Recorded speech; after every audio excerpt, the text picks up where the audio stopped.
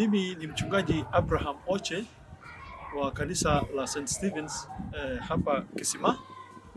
Nashukuru sana kwa sababu ya wanakwaya wetu wa Impris ambao walikaa na wakawasaidia na wakatoa nyimbo ambazo ni za Kiswahili na Kisamburu.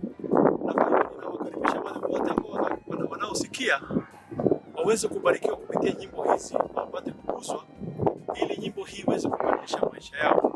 Na kwa hivyo nakukaribisha kusikiza, iwe ni nyimbo ambazo nitawabariki na iwe baraka katika maisha yao. Amen.